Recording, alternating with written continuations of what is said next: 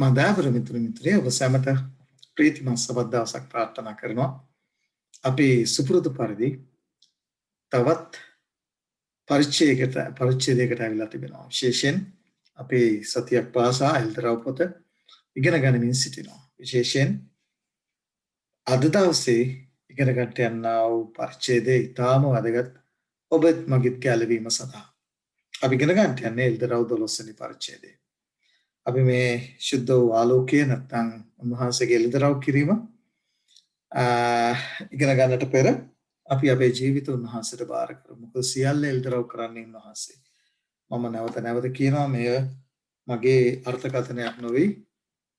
උන්වහන්සේ අපිට එළිදරව් කර දී තිබෙන දේ ශුද්ධ ලිවිලි පාඨ තුලින්ම අපි පැහැදිලි කර ගැනීමක් තමයි කරන්නේ. ඒ නිසා මේතන නැත්නම් මේ කිසිම දේශනාවක නැත්නම් මම කියනවා කිසිම දේශනාවක මම වග බලා ගන්නවා මගේ අර්ථකථන නොවන්නට. මොකද මේක සුද්ධ වූ තරණ වහන්සේ වන අපේ ගැලුම්කාර යේසුස් ක්‍රිස්තුස් වහන්සේගේ එල්තරව් කිරීම. ඒ නිසා මේ එල්තරව් කිරීම තෝරගන්නට නම් තෝරා බේරා ගන්නට නම් සුද්ධ ලේවිලින බයිබල් පාඨ අරගෙන අපි ඒක තෝරා ගන්නට නැත්නම් ඒක පැහැදිලි කර ගන්නට අවශ්‍යයි. ඒ නිසා අපි වහන්සේගේ මඟ පෙන්වීම මෙල්ලමු.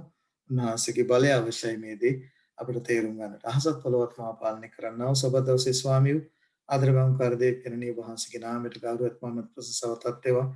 අපි අදිලිතු වහන්සේගේ කරුණාව සිංහාසනයට ඇවිල්ලා වහන්සේගේ පාද පාමුල වැඳ වැටලා নমස්කාර පූර්වකව වහන්සේකින් බලය ඉල්ලනවා.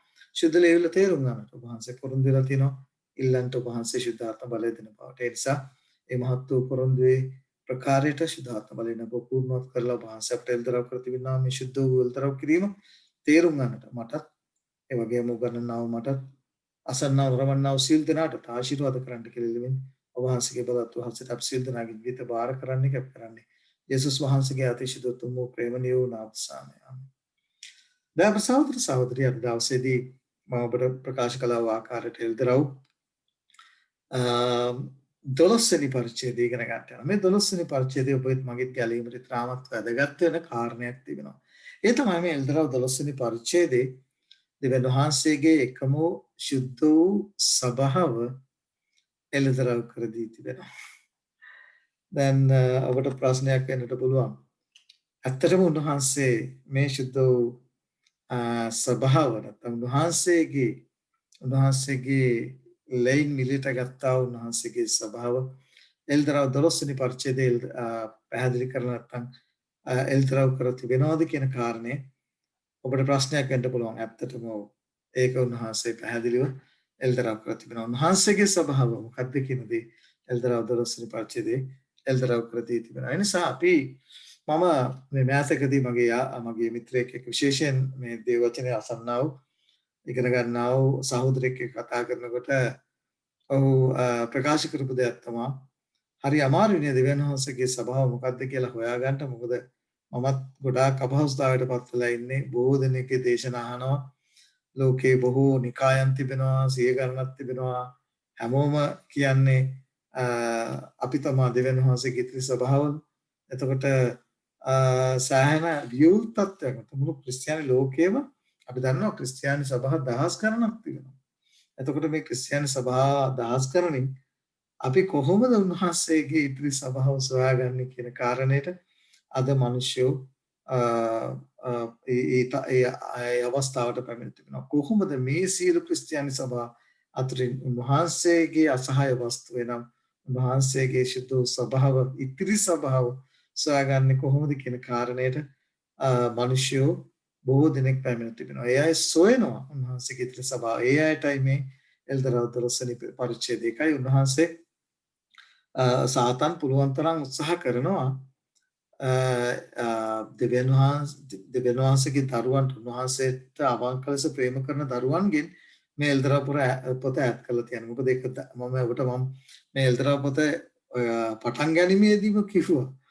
පැහැදිලි ලෙස කිව්වා ඔබ පළවෙනි ඒ දේශනාවට ඔබ වෙබ්සයිට් එකට ගිහිල්ලා ඔබ සවන් දුන්නොත් www.singalagospelministry.org කියන වෙබ්සයිට් එකට ගිහිල්ලා දේශනයන් කියන ඒ පේජ් එකට ගිහිල්ලා එතන තියෙනවා එල්තරව් පොත පිළිබඳව තියෙනවා දේශනගේ පළවෙනි දේශනෙම මම ප්‍රකාශ කරපු දෙයක් තමයි මේ එල්තරව් පොත ඉගෙන ගන්නා වූ යමෙක් වේද ඒ පුද්ගලයා තමන් ඉන්නා ස්ථානයේ සහ සිටියේ යුතු ස්ථානයේ පිළිබඳව පැහැදිලි අවබෝධයක් එනවා. මේකට සාතන් කැමති නැහැ. ඒ නිසා සාතන් පුදුමාකාර විදිහට අද එල්තරව පුතට සහ දානියල්ගේ පුත මේ අනාවැකි වලට පහර දෙමින් සිටිනවා. ඒ නිසා අපි තේරුම් ගත යුතු කාරණයක් තමයි අපි මේ පරිච්ඡේදය තුළින් අපි මේ සුද්ධ සත්‍යතාවය ඉගෙන ගනිමු. අපි දන්නවා අන්තිමට ඒගොල්ලෝ හොයලා හම්බත් වෙලා කියනවා මේක නිෂ්ඵල කාරණයක්. මොකද මිලියන ගණනක් මේ හැඟීම අතුව ජීවත් වෙනවා. ඒ නිසා තමයි සුද්ධ ලේවිල්ල විශේෂයෙන් ශ්‍රී ලාංකික ජනතාවට අපේ මේ කාරණේ විශේෂයෙන්ම උන්වහන්සේගේ මඟ පෙන්වීම ඇතුව ගෙරෙන්ට කල්පනා කරන්නේ මෙන්න මේ හේතුව නිසා මුලා නොවන ලෙස. දැන් අපි එල්තරව පොත මේ කාරණේ අපි පැහැදිලි කරගන්නකොට අද දවසේදී උන්වහන්සේ ඔබටත් මටත් මඟ පෙන්වන්නට යනවා මේ සබාව මේ සියලු සබාවල් අතරින් දහස් ගණනක් තිබෙනා වූ සබාවන් අතරින් උන්වහන්සේගේ ශුද්ධ සබාව කුමක්ද කියලා තෝරගන්නට අද දවසේදී ඔබට උන්වහන්සේ බලය ශක්තිය දෙන්නට යනවා. ඒ නිසායි අපි එල්දරව 12 වෙනි පරිච්ඡේදයේ ඉගෙන ගත යුතු වන්නේ. දැන් මම එකයි කිව්වේ මේ එල්දරව පොත ඉගෙන ගන්නකොට සාතන් හරියට කලබල වෙනවා. ඒ නිසා සාතන් පුළුවන් තරම් විරුද්ධකාරයා නපුර යක්ෂයා පුළුවන් තරම් මේ කාරණය මනුෂ්‍යයන්ගෙන් සංගවා තබන්නට මනුෂ්‍ය ඔහු කරන්න පුළුවන් හැම උත්සාහයක්ම කරනවා. ඒක අපි තේරුම් ගත යුතු කාරණයක්. ඒ නිසා පුද්ගලයෙක් එල්දරපොත ඉගෙන ගත්තාම ඔහු ඉන්නා ස්ථානයේ සිටිය යුතු ස්ථානය පිළිබඳව පැහැදිලිව ඔහුට වෙන් කරලා හරි ලස්සනට ඔහුට පැහැදිලිව තේරුම් ඔහුට තේරුම් යනවා. ඒ නිසා ඒ නිසායි අපි එල්දරපොත වඩා තුනන්දී යුක්තව ඉගෙන ගත යුත්තේ. දැන් අපි එල්දරපොතේ 12 වෙනි පරිච්ඡේදයට යමු. එල්දරපොතේ 12 වෙනි පරිච්ඡේදයේ මේ මහත් වූ විස්මය ජනක කාරණය අපි අද දවසේදී සොයලා බලමු. මම ඔබගේ අවධානයට යොමු කරන්න කැමති මේ එල්දරපොතේ 12 වෙනි පරිච්ඡේදයෙන් ඉස්සරලා ඔබ මම ගෙනියන්න කැමති පුරාණයට අතීතයට නැත්තම් පරණ ගිවිසුමට. ඔබට මතක ඇති පරණ ගිවිසුමෙත් අපේ දෙවියන් වහන්සේගේ ස්වභාව හම්බෙනවා. මේ දෙවියන් වහන්සේගේ ස්වභාව මේ අදීයේ පටන් ගත්ත දෙයක් නෙවෙයි. ඒක එදන් නියනේ ආදම් සහ ඒවගේ ස්ථාපිත කරලා උන්වහන්සේ දේවචනේ අපිට හම්බ වෙනවා මනුෂ්‍ය පුත්‍රයෝ සහ දෙවියන් වහන්සේගේ දරුවෝ පරම්පරා දෙක. ඒ මනුෂ්‍යත්ව මේ මහත් වූ අරගලේ ආදම් සහ ඒවගේ නැත්නම් එදා ඒද නියනෙන් ආරම්භ කළා. ඊටත් පෙර සාතන් පව් කළා අතරේදී ලුසිෆර් පව් කරා අතරේදී ඒ ආරම්භ කළා ඒ මහත් වූ අරගලේ අද දක්වා පැවතගෙන එනවා. එතකොට අපි එක දෙයක් මතක තියාගන්නට ඕනේ. මේක අලුත් ස්වභාවයක් නෙමෙයි. මේක එදා ඒද නියනේදී දෙවියන් වහන්සේ ආදම් සහ ඒවට දුන්න ස්වභාව. දැන් අපි ආගමික ආයතනයක් කියලා ගන්න සභාවක් කියලා කියන්නේ ආගමික ආයතනයක් නේ. එතකොට මට මේ බෑදකදීත් එක සහෝදරියක් කියපු කාරණයක් තමයි මේ ලෝකේ මුල්ම සභාව නැත්නම් මුල්ම ආගම මේ Hindu ආගම කියන කාරණේ. අපි තේරුම් ගන්නට උන්වහන්සේගේ සභාව පිහිටෙව්වේ මුල් ආගම පිහිටෙව්වේ ඒද නෙවෙයිදී.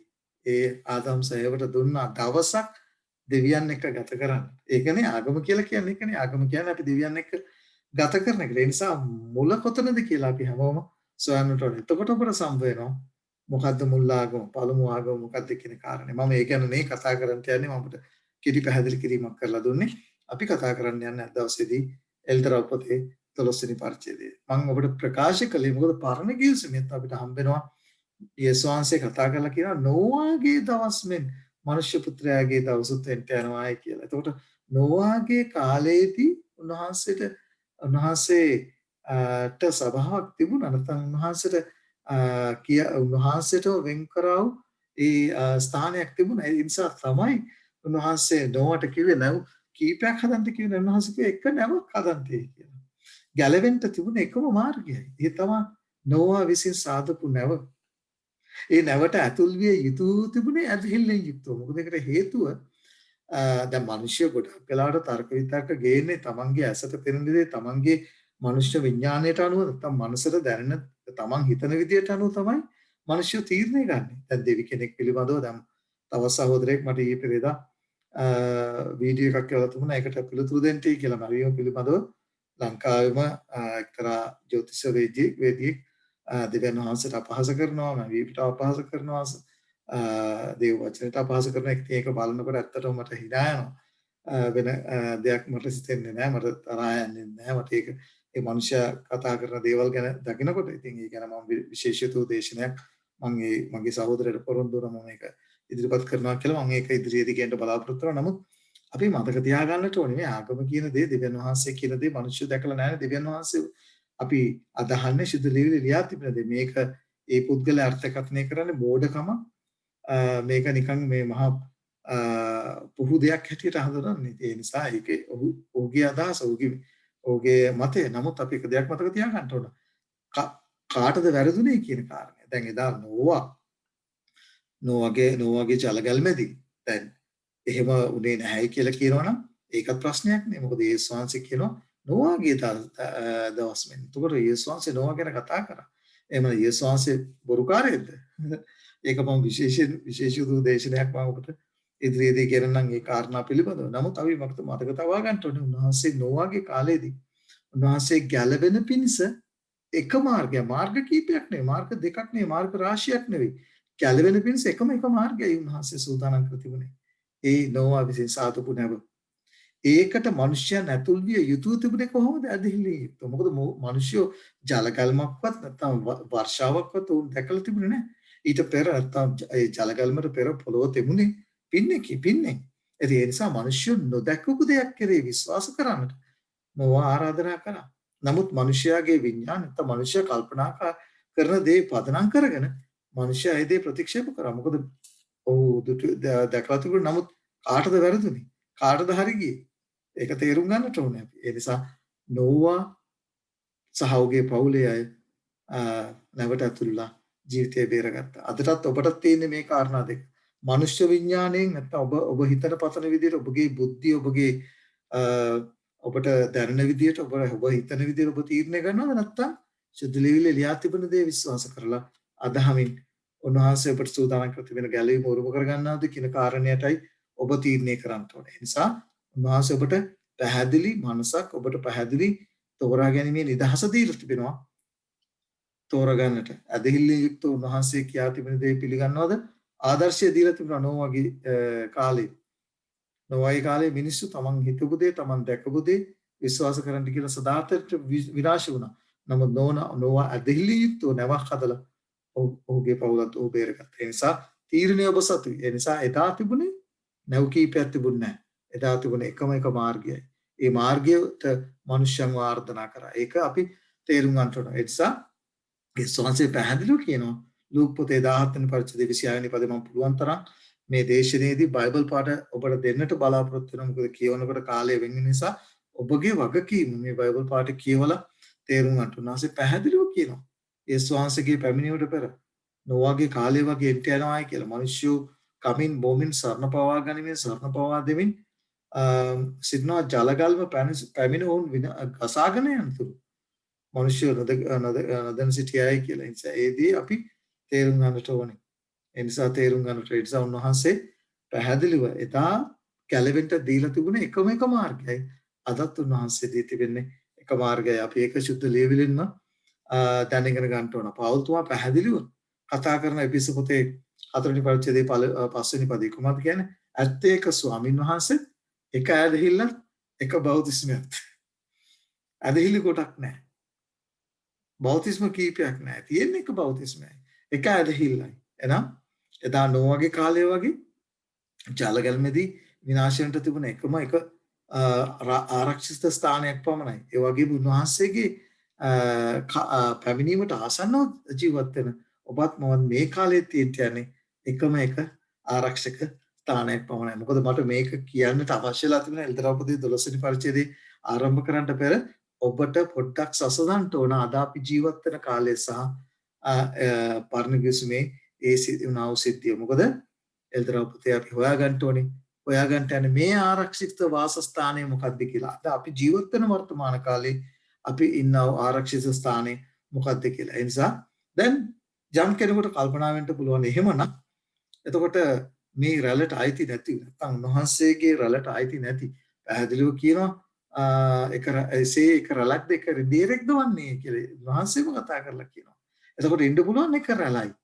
පරණ කිවිසුමේ ඔබට මතකයි. ඉතින් ඕ වගේ ජලගල්පෙදී ජලගල්මට පෙර උන්වහන්සේ දුන්නේ එකම එක මාර්ගයයි. මාර්ග කීපයක් දුන්නේ එකම එක මාර්ගයයි. ඒ වගේම තමයි උන්වහන්සේගේ පැමිණීමට අවසන්ව ජීවත් වෙනා වූ කාලේ උන්වහන්සේ ඔබටත් මටත් දීලා තිබෙන එක රැළයි එක එඬේරයි. එක ඇදහිල්ල එක බෞතිස්මයයි. එක ස්වාමීන් වහන්සේ. ඒ නිසා මේ මහත් වූ වියවල තුලින් උන්වහන්සේගේ රැළ මොකක්ද කියන කාරණේ අපි සොයා ගන්නට ඕනේ. එතකොට මේ රැළට අයිති නැති බොහෝ බැටළුවන් ඉන්නවායි කියලා කියනවා. ඒ බයිබල් පාඨයේම යෝහන් 10 වෙනි පරිච්ඡේදයේ 16 සහ 27 ඔබ කියවොත් ඔවුන්ව ගෙනෙන්න ඕනෑයි කියලා උන්වහන්සේ කියනවා. මොකද උන්වහන්සේ තමයි අපේ යහපත් බැටළුවේ ඩේරා. උන්වහන්සේ පැහැදිලිව කියනවා මම යහපත් බැටළුවේ ඩේරායි කියලා. ඒ නිසා ඒ ඩේරා හැටියට දැන් මේකටත් අර පුද්ගලයා අපහාස කරනවා බැටළුව ඒක ඇත්තටම මම වෙනම කතා කරන්නම්. මොකද මට ඒකට මේ දේශනාව තවත් දික් වෙන නිසා මම ඒක වෙනම දේශනකින් කතා කරන්නම්. මොකද මේක කරගෙන යනකොට ඒක මට මතක් වෙනවා. ඒ නිසායි ඔබ ඉදිරියේ මේ කාරණා තිබේ නිසා උන්වහන්සේ අපේ ඉන්දිරාණන් හැටියට අපි උන්වහන්සේගේ බැටළුව හැටියට අපි උන්වහන්සේ බලාපොරොත්තු වෙන රැළ අපි සොයාගෙන ඒ රැළේ බැටළුවන් වෙන්නට අපි මතක් අදිෂ්ඨාන කරගන්න ඕන. අපි සොයන්න ඕන මොකද්ද උන්වහන්සේ ස්ථාපිත කළා වූ ඒ රැළ මොකද්ද කියන කාරණේ. දැන් අපි පැහැදිලිව උන්වහන්සේ මම පැහැදිලි කරා උන්වහන්සේ බැටළුවෙන් එරා බවත් අපි උන්වහන්සේගේ බැටළුවන් බවත් මේ රැළට ඒ උන්වහන්සේගේ රැළට අයිති නොවුණු බැටළුවන් අනිත් රැළවල් වල සිටින බවත් උන්වහන්සේ ප්‍රකාශ කළා. මෙතනින් පැහැදිලිව උන්වහන්සේ පැහැදිලි කරේ කුමක්ද? උන්වහන්සේ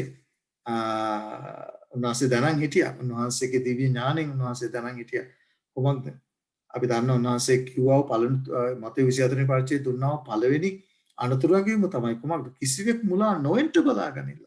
මංසද බොහෝ දෙනෙක් මම ක්‍රිස්තුස් කියා මාගේ නාමයෙන් ඇවිත් බොහෝ දෙනෙකු මුලා කරනවා ඈත කියලා. උන්වහන්සේ ඒ බව දැනගෙන තමයි උන්වහන්සේ කිව්වේ මේ රැළට අයිති නොවූ තව බොහෝ දෙනෙක් අනිත් රැළවල් වල ඉන්නවා. ඒ අයව උන්වහන්සේගේ රැළට ගේන්න ඕනේ. ඒ නිසා ඔබෙත් මගෙත් වගකීම අද දවසේදී මේ දේශනේ අමාර වන විට කොහොමද මේ රැළ මොකක්ද? උන්වහන්සේගේට අයිති වුණා උන්වහන්සේගේ සුද්ධ වූ ඒ රක්ෂා ස්ථානය නැත්තම් උන්වහන්සේගේ රැළ කුමක්ද කියන කාරණේ සොයා බලන්න ඕන. දැන් අපි එක දෙයක් තේරුම් ගන්නට ඕන. උන්වහන්සේ මේ දේව වචනේ සබාව සංකේතවත් කරන්නේ මොකෙන්ද කියන කාරණේ අපි ටිකක් හොයලා බලන්න ඕන. මොකද ඒකට හේතුව තමයි උන්වහන්සේ මේ සබාව සංකේතවත් කරන්නට උන්වහන්සේ හරි ලස්සන නැත්තම් උපමේය නැත්තම් එක අපිට පැහැදිලිව සුදු ලෙවිල සඳහන් කරන දේ තමයි සබාව සංකේතවත් කරන්නට උන්වහන්සේ ගන්නේ කාන්තාව නැත්නම් ස්ත්‍රියක් නැත්නම් සියෝන් දියණිය කියලා උන්වහන්සේ සබාව හඳුන්වනවා. එසායා 51 වෙනි පරිච්ඡේදය 16 වෙනි පදේ යෙරමියා 6 වෙනි පරිච්ඡේදයේ 2 වෙනි පදේ ඒ විතරක් නෙවෙයි තව බයිබල් පාඩ රාශියක් තිබුණා. ඔබ උත්පත්ති පොතේ ගියොත් උත්පත්ති පොතේ ඒද නිවෙනේදී අපිට හම්බ වෙනවා උන්වහන්සේ අර ලස්සනට කතා කරනවා. මම කැමතියි ඔබගේ අවධානය යොමු කරන්නට. දැන් මොකද මේ මහා අරගලය ගැනනේ අපි කතා කරන්නේ. ඒ නිසා අපි යන්න ඕනේ උත්පත්ති මම කියවන්න කැමති 3 වෙනි පරිච්ඡේදයේ උත්පත්ති 3 වෙනි පරිච්ඡේදයේ 15 වෙනි පදේ මම කියවන්න කැමති. හොඳට අහගන්න. දැන් මෙතන කාටද මේ ස්ත්‍රිය කියලා කතා කරන්නේ? එතකොට මේ මම කියවන්න කැමති 15 වෙනි පදේ 3 වෙනි පරිච්ඡේදයේ 15 වෙනි පද මම තාසා ස්ත්‍රිය අතරද ඇගේ වංශය සහ තගේ වංශය සහ ඇගේ වංශය අතරද සතුරුකම තවන්නේ. දැන් මෙතන ඒවටද මේ කතා කරේ. ඒවට කතා කරලා වෙනම දෙනවා දඬුවම. නමුත් මෙතන මේ සාතන්ට කතා කරලා කියනවා මොකද්ද? මා තාසා ස්ත්‍රිය අතරද ඇගේ ස්ත්‍රිය අතරද තගේ වංශය සහ ඇගේ වංශය අතරද සතුරුකම තබන්නේ. ඒ වංශය තාගේ හිස පොඩි කරන්නේය તો ඔහුගේ විල්ම පොඩි කරන්නේයයි කීසේක.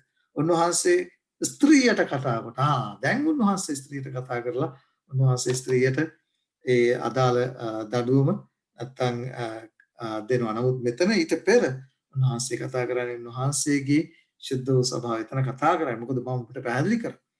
අපි දන්නවා ලෝකයේ ඒ ආදම් සයවකින් පැවතාව පරම්පරා දෙක විශේෂයෙන් මනුෂ්‍ය පුත්‍රයෝ සහ දෙවියන් වහන්සේගේ පුත්‍රයෝ. දෙවියන් වහන්සේගේ ස්වභාව සෙත්ගෙන් අපි දන්නවා කායින් ආබෙල්ව මරණු ලැබුවා. ආබෙල් දෙවියන් වහන්සේගේ කැමැත්ත කරා. කායින් දෙවියන් වහන්සේට විරුද්ධව ක්‍රියා කළා. එතකොට ඊට පස්සේ අපිට හම් වෙනවා සෙත්ගේ පරම්පරාව තමා දෙවියන් වහන්සේගේ පරම්පරාව වුණ එකයි අපි දන්නවා ජලගල්ම ලං වෙනකොට දේව වචනේ කියන උත්පත්ති පොතේම දෙවියන් වහන්සේගේ පුත්‍රයෝ මනුෂ්‍ය දූවරුන් සමග එකතු වෙලා මේ පොළොව දුෂ්‍ය කරා කියන්නේ උන්වහන්සේ පැහැදිලිවම කියනවා අධර්මිෂ්ඨයන් එක්ක නැත්තම් නොහැදිලිකාරයන් එක්ක අසවසම ලෙස සම්බන්ධ වෙන්න එපායි කියලා අලුත් ගිවිසුමේ කියනවා. මොකද එහෙම වුණාම ඔබත් නොහැදිලිකාරයෙක් වෙන නිසා. ඒ නිසා ඒ දේ සිද්ධ වුණා ජලගල්මට පෙර. ඒ නිසායි උන්වහන්සේට සිද්ධ වුණේ ජලකල්මකින් ලෝකේ විනාශ කරන. ඒ නිසා මේ අරගලය අද ඊයේ තිබුණු දෙයක් නෙවෙයි. ඒක ස්වර්ගයේ පටන් ගත්තේ. ඒක අපි දවසේදී කතා කරනවා. එතකොට මේ සභාව මේ බයිබල් පාඨය කියනකොට ගුණවත් පිරිසිදු කාන්තාවකට තමයි සුද්ධ ලේවිල්ලේ සභාව සංකේතවත් කරන්නේ. මොකද ඒකට හේතුව එල්තරව 12 වෙනි පරිච්ඡේදයේ ඔබ කියවනකොට පැහැදිලිව හම්බෙන්නේ ස්ත්‍රියෙක් සහ මහා සර්පෙක්. එතකොට මේ ස්ත්‍රියගෙන් සඳහන් කරන්නේ සමහර අය වැරදි ලෙස අර්ථකථනය කරනවා මේ ස්ත්‍රිය මරියතුමිය කන්‍යා මරියතුමිය කියලා. මේ ස්ත්‍රී කන්‍යා මරියතුමිය නොවෙන්ට කාරණා ඒ එල්තරව 12 වෙනි පරිච්ඡේදයේම තිබෙනවා. ඒ නිසා ඒකෙන් තමයි අපි පැහැදිලි කරගන්නේ ඒ කතා කරන්නේ කන්‍යා මරියතුමිය ගැන නොවන බව. ඒ නිසා දැන් අපි යම් මේ එල්තරව 12 වෙනි පරිච්ඡේදය නිසා දැන් අපට පැහැදිලි ඇති අපට මේ එල්තර පොතේ 12 වෙනි පරිච්ඡේදය ආරම්භ කරන්න ඉස්සෙල්ලා ඔබට හොඳ පෙර වදනක් ඔබට හොඳ සූදානමක් කරා. මොකද පරණ ගිවිසුමේ තිබුණා වූ ඒ පරණ ගිවිසුමෙත් උන්වහන්සේගේ ස්වභාව ස්ත්‍රියකට සමාන කළා. ඒකේ මනුෂ්‍යයා පාපයට වැටෙන අවස්ථාවේ සිටම උන්වහන්සේගේ ශුද්ධ වූ සෙනඟට කතා කරේ උන්වහන්සේ ස්ත්‍රිය කියලා. ඒක අපිට පරණ ගිවිසුම පුරාම හොෂයාගේ පොතේ අපිට හම්බ වෙනවා. එතකොට අනිත් බයිබල් පාඨ වල අපිට හම් වෙනවා උන්වහන්සේ බොහෝ අවස්ථාවල ඊශ්‍රායල් සෙනඟට පවා කතා ඔබට මතක ඇති උන්වහන්සේ යෙරුසලම දිහා බලලා කතා කිව්වේ අහෝ යෙරුසලම කිකිලියගේ පැටවුන් ආරක්ෂා කරගන්න උත්සාහ කරගන්නවා වගේ මම කීවරක් තීව. එතකොට උන්වහන්සේ ඒ ආකාරයෙන් තමයි කාන්තාවකට ඒ ආදේශ කරලා උන්වහන්සේගේ ශුද්ධ සභාව පරණ ගිවිසුමෙත් උන්වහන්සේ ඒ විදිහටම කාන්තාවකට මොකද උන්වහන්සේ කොච්චර අපි ඒක ලස්සට පෞල්තුමා විස්තර කරනවා ස්ත්‍රිය සහ පුරුෂයා අතර තියෙන ඒ සම්බන්ධතාවය පැහැදිලිව උන්වහන්සේ පෞල්තුමාගේ පොත්වල ලියා තිබෙනවා. කාන්තාවන්ට පුරුෂයන්ට කතා කරලා කියනවා යේසුස් වහන්සේ කොයි ආකාරයෙන්ද සභාවට ප්‍රේම කරේ නුඹලා ඒ ආකාරයෙන් නුඹලාගේ භාර්යාවන්ට ප්‍රේම කරන්තේ කියලා. ඒ නිසා උන්වහන්සේගේ මනාලිය හැටියට තමයි උන්වහන්සේගේ ශුද්ධ ස්වභාව හඳුන්වන්නේ. ඒ නිසා දැන් මේ කාර්යයට අපේ අවධානය යොමු කරමු. දැන් ඔබ දන්නවා දැන් මේ මහා අරගලයේදී පාර්ශව තුනක් ඉන්නවා. ඔබ එල්දරව් පොතේ 12 වෙනි පරිච්ඡේදයේ කියවනකොට ඔබට පැහැදිලි වෙන කාරණයක් තමයි මේ මහා අරගලයේදී පාර්ශව තුනක් ඉන්නවා. ඔබට මම කියවන්න කැමති එල්දරව් පොතේ 12 වෙනි පරිච්ඡේදයේ පළවෙනි පදේ. මොකක්ද උත්තර කියන්නේ? තවද මහත් පුදුමයක් අහසෙහි දක්නා ලද්දේය. එනම් සූර්යයා පැලඳගෙන පාදයට චන්ද්‍රයාද හිස පිට තාරකා 12කින් යුක්ත ඔටුන්නක් ඇති ස්ත්‍රියක්ය. එතකොට මේ යොහන් ගෝලයා දකිනවා කුමක්ද? කාන්තාවක් ඉන්නවා. මේ කාන්තාව සූර්යයා පැලඳගෙන ඉන්නවා. පාදයට චන්ද්‍රයාද හිස පිට තාරකා 12ක් යුක්ත ඔටුන්නක් ඇතුව එක ස්ත්‍රියක් ඉන්නවා. ඔබට දැන් මම පැහැදිලි කරා. ඔබට තව බයිබල් පාඨ අවශ්‍ය නම් මම විශේෂිත වෙනම දේශනයක් හදලා තිබුණා මේ ශුද්ධ ලේවිලි අනාගත වාක්‍යවල තිබෙන සංකේතවල අර්ථයන් පිළිබඳව. සුළඟ එතකොට මේ මුහුදෙන් පෙන්눔 කරන්නේ මොකද්ද?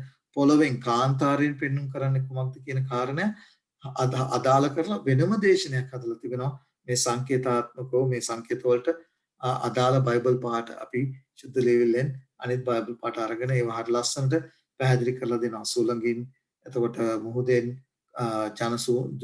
කාන්තාරයෙන් පොළවෙන් පෙන්눔 කරන්නේ මොකද්ද කියන කාරණා. ඒ නිසා මම මේ අවස්ථාවේදී ඒ වගේම ස්ත්‍රියකින් පෙන්눔 කරන්නේ කුමක්ද කියන කාරණේ පිළිබඳව බයිබල් පාඨ රාශියකින් ශුද්ධ ලේවිල්ල තුලින්ම ඔබට පෙන්වා දී තිබෙන නිසා ඔබට පුළුවන් මේ දේශනෙට සමන් දීලා ඒ සංකේතාත්මක කරුණු පැහැදිලි කරගන්න. දැන් ඔබ දකිනවා කාන්තාවක් දකිනවා. එතකොට ඊට පස්සේ මම යනවා තුන්වෙනි පදයට. එතකොට දැන් ඔබට පැහැදිලිනේ දෙවෙනි පදෙත් මම කියවන්න ඕනේ. මොකද කාන්තාවක් දකිනවා කාන්තාව සූර්යයා පැලඳගෙන ඉන්නවා. චන්ද්‍රයා පාදයට චන්ද්‍රයා සිටිනවා. ඊළඟට හිස පිට තාරකා 12ක් දරාගෙන සිටිනවා. දැන් මේක අපි තේරුම් බේරුම් කරගන්න උන හරි ලස්සනට. ශුද්ධ ලේවිල්ල තුලින්මයි අපි ඒක පැහැදිලි කරගන්නේ. එහෙම නැතුව මගේ අර්ථකථන නෙවෙයි. මම කියවන්න කැමති දෙවෙනි පදේ. ඈ ගර්භණීයව සිටියාය. දැන් මේකෙන් තමයි ගොඩක් අය උපකල්පනය කරන්නේ නැත්නම් හිතන්නේ මේ කතා කරන්නේ කන්‍යා මරිතුමිය ගැන කියලා. අපි කියවන්න ඕනේ. එතකොට තමයි අපිට පැහැදිලි වෙන්නේ ඇය නොවන බව. ඔබට පැහැදිලි කරනවා අපි පැහැදිලිව දන්න දෙයක් එල්දර පොත පුරාම කතා කරන්නේ සංකේතාත්මකව. එතකොට මේ ස්ත්‍රියගෙන් පෙන්වු කරන්නේ සබාවක් බව අපි පැහැදිලි කරගනිමු තව ඉස්සරහට. ඈ විලිරුජා විදීමින් ප්‍රසව වේදනාවෙන් යුක්තව මොරගසන්නීය. තුන්වෙනි පදේ කියනවා අහසේ තවත් පුදුමයක් දක්නා ලද්දේ එනම් හිස් සතක්ද අන්තසයක්ද තමන්ගේ හිස් පිට මකුට සතක්ද ඇති මහා රතු සර්පයෙක් විය. ඌගේ වල්කෙන් අහසේ තාරකාවන්ගෙන් තුනෙන් කොටසක් අද ඒවා පොළොවට හෙළුවේ. හරි ලස්සනට මේක හරි ලස්සනට අපිට පැහැදිලි වෙනවා අපි මේකේ තේරුම ඉගෙන ගන්නකොට. මම කියවන්න කැමති ඊළඟ හතරවෙනි පදයේ ඊළඟ කොටස සර්පයාද විඳින්ට ආසන්නව සිටි ස්ත්‍රිය වැදූ කෙනෙහිම ඇගේ දරුවා කාදමන පිණිස ඇය ඉදිරි පිට සිටියේ. දැන් මේ මහා අරගලේ පාර්ශව තුනක් සිටිනවා. කවුද ඒ පාර්ශව තුන? මහා සර්පයෙක් ඉන්නවා. දැන් මේ සර්පයා කවුද කියලා අපිට පෙන්වන්න කරනවා. හත්වෙනි ඔබ 12 වෙනි පරිච්ඡේදයේම 9 වෙනි පදේ කිව්වොත් ඒක පැහැදිලිව කියන මුළු ලෝකයා රවටන්නා වන යක්ෂයාය සාතන්‍යයි කියන ලද මහා සර්පයා නැමැති ඒ පුරාණ සර්පයා. එතකොට මේ සර්පයා කියන්නේ අදහස් කරන්නේ කවුද? වෙන කවුරුත් නෙමෙයි. සාතන් බව සුද්ධ ලේවිල්ලේ ඒ පරිච්ඡේදෙම පෙන්වනවා. දැන් සර්පයා සාතන්. එතකොට ස්ත්‍රිය කවුද? දැන් ස්ත්‍රියව හරියට හඳුනගන්න ඕන. එතකොට තවත් කෙනෙක් මෙතන සංකරා ස්ත්‍රිය ගර්භණීව හිටියායි කියලා කියනවා. පුත්‍රයෙකු වැදුවායි කියලා කියනවා. එතකොට මේ පුත්‍රයා කවුද? දැන් මේ කාරණා අපි තේරුම් බේරුම් කරගන්න ඕනේ. ඒ විතරක් නෙමෙයි ස්ත්‍රිය අපිට කියනවා ඉර පැලඳගෙන චන්ද්‍රයා තමන්ගේ පාදවලට පාදවලින් පාද පිට චන්ද්‍ර නැත්නම් ඇගේ පාද චන්ද්‍රයා පිට තිබුණායි කියලා කියනවා. ඊළඟට තාරකා 12ක් අය දරාගෙන සිටියායි කියලා කියනවා. එතකොට මේ කාන්තාව හඳුනගන්න කරුණු කාරණා අපිට දීලා තියෙනවා. එතකොට මේ කාරණා අපි කොහෙන්ද? දැන් මේ කාරණා ගැනමයි මම ඔබට උත්පත්ති පොතේ කිව්වේ. ඔබට මතක නැහැ එතන උත්පත්ති පොතේත් කතා කරනවා ස්ත්‍රිය ගැන. මොකද පාපයට පැවටුණාට පස්සේ සර්පයා කවුද? එතනත් කවුද? සාතන්. මා තාසා ස්ත්‍රිය අතරේ දන්න. එතන කතා කරනවා ගේ වංශය සහ අතගේ වංශය අතරේ සතුරුකම සවන්නේ මේ සතුරුකම ඇති උනේ එදා පටන් අද දක්වා මේ සතුරුකම නැත්නම් උන්වහන්සේගේ සබාව දැන් මෙතන පාර්ශව තුනයිනේ. කවුද? සාතන්, උන්වහන්සේගේ සබාව සහ ඒ නැත්නම් ස්ත්‍රියගෙන් ආවා වූ පුත්‍රයා කවුද කියලා අපි දැනටවත් ඔබට දැනෙන්න ඕන කවුද මේ සබාවෙන් ආපු පුත්‍රයා කවුද කියන කාරණේ. මම ඔබට දේව වචනය තුලින්ම අපි ඒක කියනකට වැඩිය දේව වචනය තුලින්ම අපි පැහැදිලි කර ගන්න ඕන නිසා දැන් ඒ ආරම්භ කළා වූ අරගලය ආදම් සහ පාපයට වැටීමත් සමග එදා ආරම්භ කළා වූ පුත්‍රයා වෙන කවුරුත් නෙවෙයි යේසුස් ක්‍රිස්තුස් වහන්සේ. ඉතින් ඔබට මම මේක පෙන්වුම් කරේ මොකද ඒක ලෝකේ පටන් ගන්නේදීම ඒ දේ ආරම්භ වුණේ ඉඳලා යේසුස් ක්‍රිස්තුස් වහන්සේ පුත්‍රයා හැටියට මම පාර දෙන්න. ඊළඟට කවුද? ස්ත්‍රිය එදා උන්වහන්සේගේ සබාව සහ මහා සර්පයා මේ තුන්ගොල්ලෝ අතර නැත්නම් මේ මහා වූ අරගලේ පාර්ශව තුන් තමයි මේ ඒක පටන් ගත්තේ ලෝකයේ පටන් ගන්න ඉඳලා මොකද ඒකට හේතුව ඔබ එල්තර පොතේ 12 වෙනි පරිච්ඡේදයේ 7 වෙනි පදයේ කිව්වොත් කොහොමද කියන්නේ? තවද ස්වර්ගයේ යුද්ධයක් විය. ඒ වනාහි මිකායල් සහ ඔහුගේ දූතයන් මහා සර්පයාට විරුද්ධව යුද්ධයට යාමේ. ලෝකයේ පටන් ගන්නේදී ඇති වුණා මේ යුද්ධය ගැන හරි ලස්සනට මෙතන කතා කරනවා. මිකායල් අපි දන්නවා වෙන කවුරුත් නෙමෙයි කවුද? අපේ ගැලුම්කර යේසුස් ක්‍රිස්තුස් වහන්සේට කියන තවත් නාමයක් තමයි මිකායල් කියන. එතකොට හන්න පුත්‍රයා පුත්‍රකම ලබන්න පෙර නැත්නම් උන්වහන්සේ දේව පුත්‍රයා හැටියට මේ ලෝකෙට එන්නට පෙර උන්වහන්සේ ඇති වුණා මේ මහත් වූ යුද්ධය. එතකොට අපිට පේනවා දැන් මේ මහත් වූ අරගලය ඇති වුණේ අදීය නෙමෙයි. ස්වර්ගයේ ඇති වුණු අරගලය තමයි අද දක්වා එන්නේ. පුත්‍රයා සහ කවුරුවත්ද? මහා සර්පයා අතර ඊළඟට ඊට පස්සේ ඇති වුණ අපි දන්නවා සභාව උන්වහන්සේගේ ශුද්ධ සභාව නිසා මේ කාරණා අපි පැහැදිලි කර ගන්න ඕන. මම ඔබට බයිබල් පාඩ කීපයක් දෙන්නම් මේ ස්ත්‍රිය පිළිබඳව කතා කරන හොෂියා පළවෙනි පරිච්ඡේදයේ දෙවෙනි පදේ එසකියල්ගේ පොතේ 16 වෙනි පරිච්ඡේදයේම කතා කරනවා ස්ත්‍රියට කතා කරන එදා පරණ ගිවිසුමේට කතා කරේ ඇය කියලා උන්වහන්සේගේ ශුද්ධ සෙනගව ඊළඟට 2 කොරින්තු පොතේ 11 වෙනි පරිච්ඡේදයේ දෙවෙනි පදේ අපිට පැහැදිලි වෙනවා උන්වහන්සේ ගොඩාක් අවස්ථාවල මම කාරණේත් ඔබට කිව්වා අහෝ යෙරුසලම කිකිලියගේ පැටවුණු ආරක්ෂා කරගන්න උත්සාහ කරා වගේ ඒ යෙරුසලමට කියලා කතා කරන්නේ ඊශ්‍රායල් සෙනගට කී වරක් ඊශ්‍රායල් සෙනගව ගලව ගන්නට ඊශ්‍රායල් සෙනගව මනස්ථාපනය වෙන්න සලස්වලා ගලව ගන්න උත්සාහ කරාද කියලා. ඒ නිසා ඒක අපිට ගැටලුවක් නෑ. ඒක පැහැදිලිම පේන කාරණයක්. අනිත් එක තමයි දැන් අපි ඔබට මේ පෙන්නනවා මලාකි පොතේ ඔබ කියවුවොත් ඊළඟට ඒ ඉරෙන් සංකේතවත් කරන්නා වූ කාරණය පිළිබඳව ඔබ කියවුවොත් ඔබට බයිබල් පාඩ මලාකි පොතේ දෙවෙනි පරිච්ඡේදයේ සමායන මලාකි පොතේ 4 වෙනි පරිච්ඡේදයේ දෙවෙනි පදේ කියනවා කොහොමද? සූර්යයා ධර්මිෂ්ඨකමේ උන්වහන්සේගේ ධර්මිෂ්ඨකම නියෝජනය කරනවායි කියලා. සූර්යයා යේසුස් වහන්සේගේ සහ උන්වහන්සේගේ ධර්මිෂ්ඨකම නියෝජනය. ඒකට උන්වහන්සේ සහ උන්වහන්සේගේ ධර්මිෂ්ඨකම නියෝජනය කරන්න කවුද? මේ කාන්තාව. උන්වහන්සේගේ ශුද්ධ ස්වභාව. උන්වහන්සේව නියෝජනය කරන්න මේ පොළොවේ. එනිසා මේ සභාව කොහොමද කියලා අපි හොයමු. උන්වහන්සේව කොහොමද නියෝජනය කරන්නේ? අපි කොහොමද මේ උන්වහන්සේගේ ශුද්ධ මේ ඉතිරි සභාව නැත්නම් උන්වහන්සේගේ මේ ශුද්ධ වූ කාන්තාව නියෝජනය කරනවා මේ සභාවට තිබෙනා කාරණා 7ක් අපි ඉගෙන ගන්න යනවා. මේ කාරණා 7 තුලින් තමයි ඕනෑම ක්‍රිස්තියානි කෙනෙකුට උන්වහන්සේගේ ඉතිරිය උන්වහන්සේගේ රැළ කොහොමද කියලා හොයාගන්නට හැකියි. මේ කාරණා 7 ශුද්ධ ලේවිල්ල නැත්නම් අද දවසේදී අපි ඉගෙන ගන්න යනවා. දැන් අපි අපිට පැහැදිලි එතකොට සූර්යයා පැලඳගෙන කියන්නේ උන්වහන්සේ සහ උන්වහන්සේගේ ධර්මිෂ්ඨකම ලබාගෙන ඉන්නා වූ ආයතනේ. දැන් ඔබට පැහැදිලි වෙන්න ටික පැහැදිලි වෙන්න ඕන මේ කාරණා. එතකොට සඳ පෙන්වන කරන හේබ්‍ර පොතේ අපි දන්නවා සඳ ගත්තොත් සඳට එළිය ලැබෙන්නේ කොහෙන්ද? සඳට එළිය ලැබෙන්නේ කොහෙන්ද? අපි දන්නවා ඉරෙන් තමයි එළිය ලැබෙන්නේ. එතකොට මේ සඳ පරාවර්තනය කිරීමක් කරන්නේ. එතකොට අපි දන්නවා උන්වහන්සේගෙන් එළිය ලැබුවා වූ පර්ණගිස්මේ සෙනග පර්ණගිස්මේ උන්වහන්සේගේ සෙනග එනම් ඊශ්‍රායල් සෙනගට උන්වහන්සේ ආලෝකයක් දුන්නා. තමන්ට අහිමි වුණු දේ නැවත ලබා ගන්නට උන්ට ආලෝකයක් දුන්නා. උන්ට යම් දෙයක් උන්ට දුන්නා. උන්වහන්සේ එනතුරු ඒ දේ කරන්ටේ කියලා.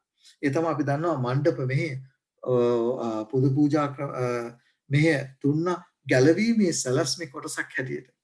එතකොට මේක ඔබට පැහැදිලි කරගන්න ඕන උන්වහන්සේ සූර්යයා හැටියට උන්වහන්සේගේ ධර්මිෂ්ඨකම මිනිසයාට දෙන්නට ඒ ආලෝකයේ මිනිසයාට දෙන පිණිස උන්වහන්සේ ඒ පරණ ගිවිසුමේ උන්වහන්සේ කලාව ඒ සිදු වුණා වූ ඒ මණ්ඩප මෙහි මෙතනින් අපිට චන්ද්‍රයාගේ නැත්තම් ඒ චන්ද්‍රයාගේ පාද නැත්තම් ඒ මෙහි මත තමයි ඔබේ මගේ ගැලවීම තීරණය වෙන්නේ.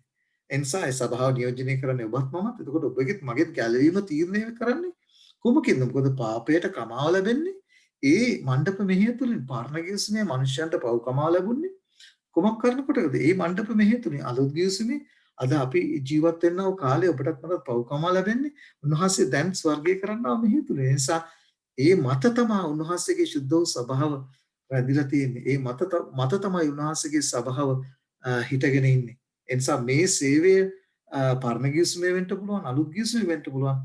මිනිසයන්ගෙන් ඈඩ් කරන්න බෑ. මොකද මේ සේවය කරනකොට තමයි ඔබත් මමත් අද දවසේ ගැලවෙන්නේ. පරණ ගිවිසුමේ කලාව මණ්ඩප සේවය අනුව තමයි ඒ අයගේ පව්කමාව ලබා ගත්තේ. නිසා අපි මේ කාරණේ පැහැදිලි තේරුම් දැන් අපිට හරිය ලස්සනට ගැලපිලා එනවා. දැන් ඉරෙන් ශුද්ධ ලේවිල්ල තුලින්ම කතා කරනවා. කොහොමද? උන්වහන්සේ සූර්යයේ ඵලයක් කියලා කියනවා. එතකොට උන්වහන්සේ තමයි සූර්යයා. උන්වහන්සේව තමයි මේ ස්ත්‍රිය නියෝජනය කරන්නේ. ඒකයි පැලඳගෙන සූර්යයා පැලඳගෙන උන්වහන්සේව පැලඳගෙන උන්වහන්සේගේ ධර්මිෂ්ඨකම පැලඳගෙන ඉන්නේ මේ ස්වභාව. දැන් හිසේ මොනවාද තිබුණේ? මෙතන පැහැදිලිව කියනවා කොහොමද තිබුණේ? තරු 12ක් තිබුණායි කියලා කියනවා. අපි දන්නවා තරු 12න් පෙන්වු කරන්නේ වෙන කාරණයක් නෙමෙයි තාරකාවලින් පෙන්වුම් කරන්නේ එල්දරව් පොතේම කතා කරනවා කොහොමද? එකෙන් දූතයන් නැත්තම් අපි දන්නවා මේ 12 දෙනා වෙන කවුරුත් නෙමෙයි ගෝලියෝ 12 දෙනා. උන්වහන්සේ දූතයන් 12 දෙනෙක් තෝරගත්තා.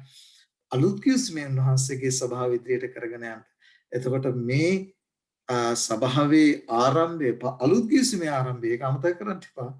අලුත් කිවිසුමේ ආරම්භය උන්වහන්සේ මේ ස්ත්‍රී මොකද මේ ස්ත්‍රිය පැහැදිලිව අපිට ඉගෙන ගන්නකොට හම්බෙන දෙයක් තමයි අවසාන කාලේ නියෝජනය කරන්න උන්වහන්සේගේ ස්වභාවය. එතකොට මේ ස්වභාව උන්වහන්සේ පිහිටවුන් ලැබුවේ අලුත් කිවිසුමේ පිහිටවුන් ලැබුවේ ගෝලියෝ 12 දෙනා. ඒ නිසා තමයි ගෝලියෝ 12 දෙනා තරු 12 නියෝජනය කරන්නේ. එතකොට මේ කාරණය මතය පොතේ 10 වෙනි පරිච්ඡේදයේ අයගේ නම් අපිට හම්බ වෙනවා 1 සිට 4 දක්වා කිව්වොත් ඒ ගෝලියෝ 12 දෙනාගේ නම් අපිට හම්බ වෙනවා. අපි දන්නවා යුදස්ගේ මරණයෙන් පස්සේ ඔහුගේ ඒ සියදිවි විනාශා ගැනීමෙන් පස්සේ උන්වහන්සේ නැත්තම් උන්වහන්සේගේ ගෝලයන් තව ගෝලයක තෝරගත්තා මතියස්.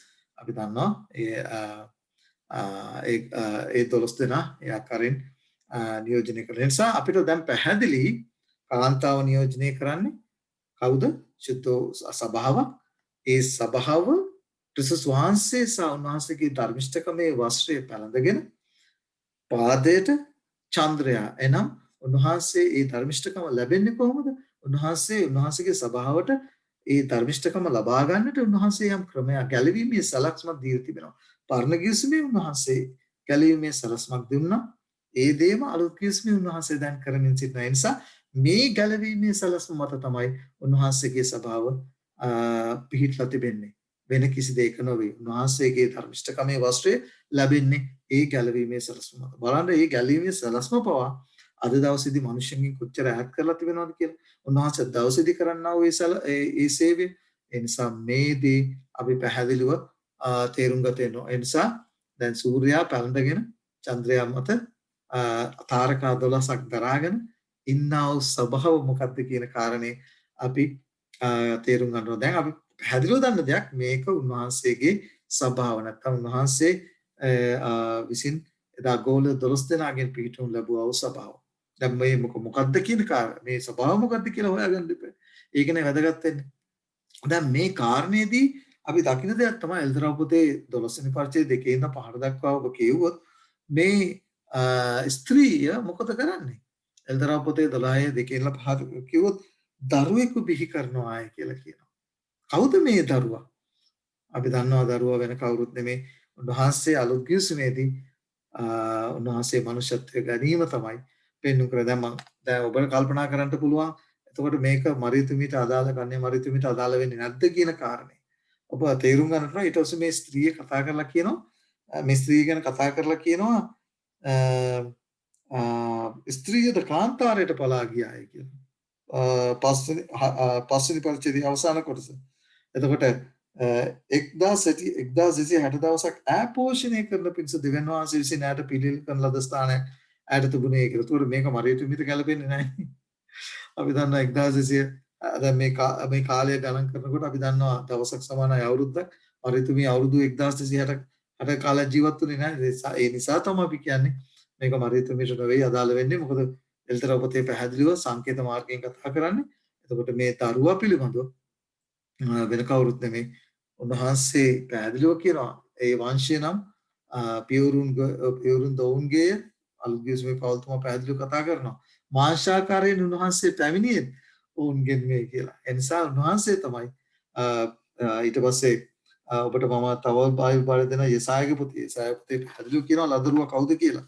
යෙසායාගේ මම හිතන්නේ මම කියවන්න කැමති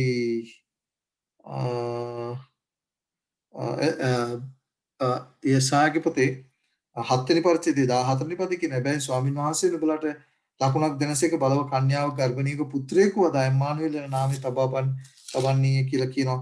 මම කියවන්න කැමති යෙසායා 9 වෙනි පරිච්ඡේදයේ 6 වෙනි පදෙත් කියනවා මං නිසාද අපට ලදරුවෙක් උපන්නේය අපට පුත්‍රයෙක් දෙන ලද්දේය ආණ්ඩුවද උන්වහන්සේගේ කරපිට තිබෙන්නේ උන්වහන්සේගේ නාමය අපූර්වය මන්ත්‍රීවරය පරාක්‍රමවත් දෙවියන් වහන්සේ සදාකාල පියාණෝය සදාකාල සමාදානයේ කුමාරයයි කියන ලබන්නේ.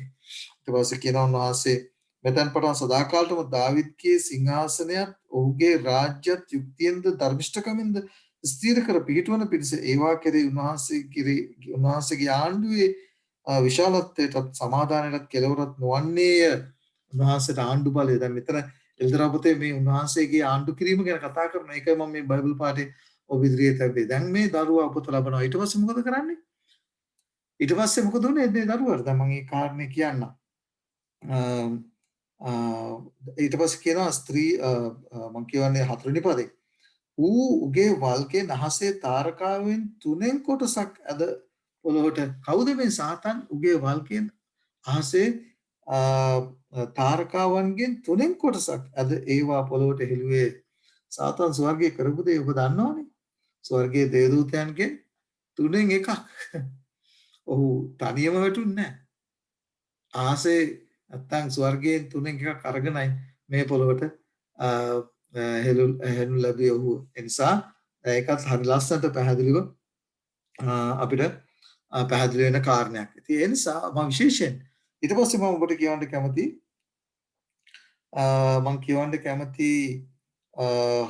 පස්වෙනි පදේ ඈ සියලු ජාතීන් යදන්ඩකින් ආණ්ඩු කරන පුත්‍රයෙකු පිරිමි දරුවෙකු වැදුවා. දැන් බලන්න මේ පදේ හරි ලස්සනට යසායක පුතේ කතා කරනවා. උන්වහන්සේ උන්වහන්සේගේ පිට තිබෙන උන්වහන්සේ සියල්ලන් කෙරේ රජකම් කරනවායි කියලා. ඇගේ දරුවා දෙවියන් වහන්සේද උන්වහන්සේගේ සිංහාසනය වෙත අදගනු ලැබුවේය. උන්වහන්සේගේ ස්වර්ගස්ථ වීම උන්වහන්සේ කළ යුතු සේවය උන්වහන්සේ කළා. උන්වහන්සේ ඇත්තටම උන්වහන්සේ ජය ගන්න ලැබුවා. සාතන් උන්වහන්සේගේ ජය ගැනීම ස්ථීර කරේ කොයි අවස්ථාවේද? කොයි අවස්ථාවේද? උන්වහන්සේගේ කුරුසේ පූජාවේදී. ඊන කාරණේ ඔබට මෙතන කියනවා සාතන් උත්සාහ කළායි කියලා මේ දරුවව කාදමන්නට. 4 වෙනි පදේ අපි දන්නවා හෙරෝද් රජතුමාව පාවිච්චි කළා. ඒ රෝම ආණ්ඩුව පාවිච්චි කළා. සාතන් මොනවා කරන්නද? උන්වහන්සේව මරණයටපත් කරන්න අපි දන්නවා. උන්වහන්සේව ඊට පස්සේ දේවදූතයා පැහැදිලිව සෙක්‍රේස්ට සමවෙන්න ජෝසෙෆ්ට කතා කරලා කියනවා යන්න මිස්ර දේශයට කියලා. ඒ නිසා අපි දන්නවා උන්වහන්සේව ඒ අවස්ථාවේදී මරන්නට උත්සාහ කරා සාතන්. දරුවව කාදමන්නට උත්සාහ කරා. නමුත් ඊට පස්සේ කියනවා මේ නියම කාරණේ තමයි. ඒකයි අපි කියන්නේ මේක කන්‍යා මරියතුමිට අදාළ වෙන්නේ නැහැ කියලා මෙතන මේ ස්ත්‍රී කියන කාරණේ. එනකට කියනවා 6 වෙනි පදේ ස්ත්‍රීයද කාන්තාරයට පලා ගියාය. දැන් ඔබට මතක ඇති කාන්තාරය. දැන් මෙතන පැහැදිලිව කියනවායි 1260 දවසක් ඈ පෝෂණය කරන පිණිස දෙවියන් වහන්සේ විසින් ඈට පිළියෙල කළ ස්ථානයක් ඈට තිබුණේ. මතක තියාගන්න. අපේ සහෝදර සහෝදරිය අවුරුදු 1000 දවස් 1260 අපි දන්නවා ඒක දවස සමානයි අවුරුද්ද. මම මේ බයිබල් පාඩත් ඔබට දීලා තිබෙනවා.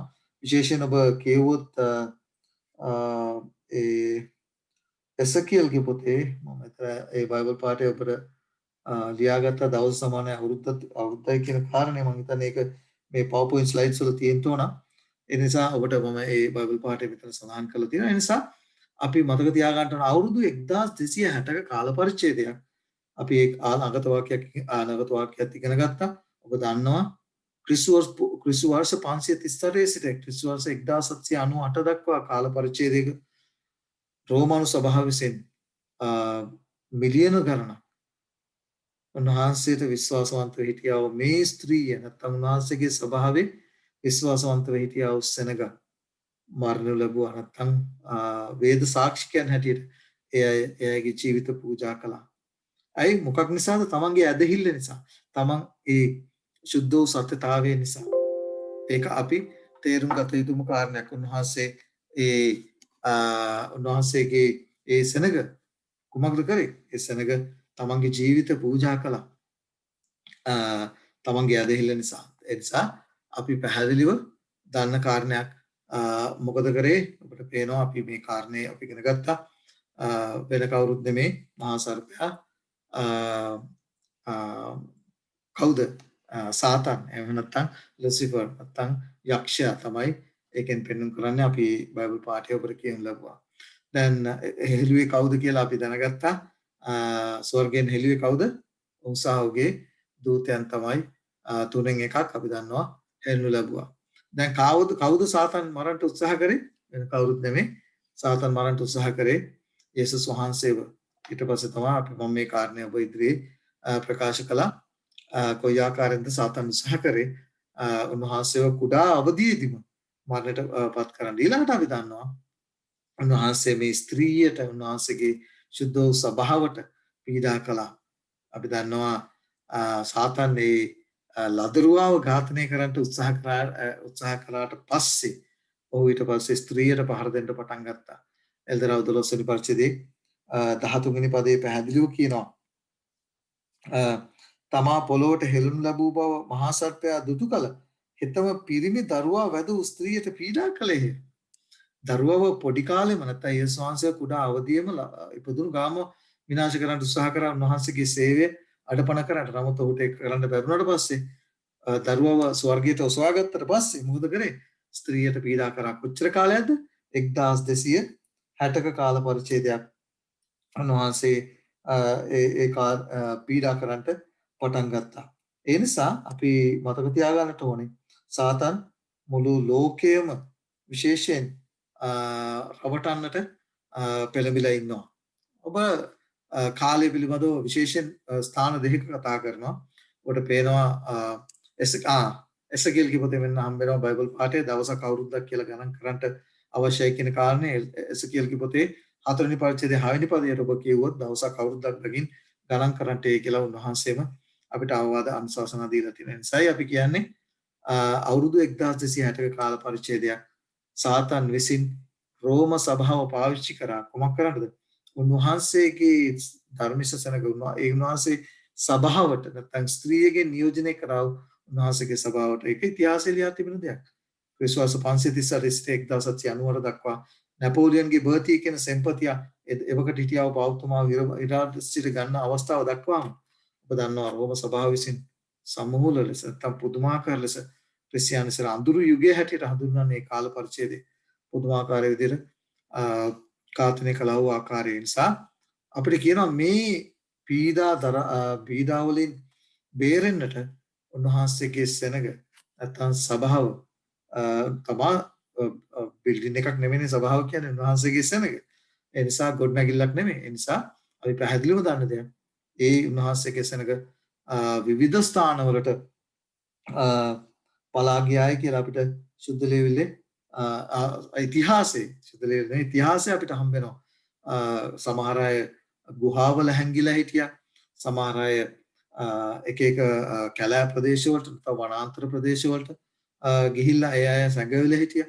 මේ ආකාරයෙන් තමයි උන්වහන්සේගේ සුද්ධ සෙනග ඉතිරි සෙනග උන්වහන්සේගේ සුද්ධ ආඥාවන්ට උන්වහන්සේගේ සුද්ධ සත්‍යතාව එදා ගෝලයන් විසින් ආරම්භ කළා වූ සුද්ධ සභාවට ආйти වුණා වූ විශ්වාසවන්තව ඇදහිලිවන්තව සිටියා වූ අය උන්වහන්සේ ඒ ස්ථානවල හැංගිලා සුද්ධ ලේවිල ආරක්ෂා කරගෙන හිටියේ. අපි දන්නවා පැහැදිලිව මේ උන්වහන්සේගේ සෙනගට පණිවිඩ තුනක් උන්වහන්සේ දී තිබෙනවා. විශේෂයෙන් සාතන් නැයි මේ විදිහට පීඩා කරේ.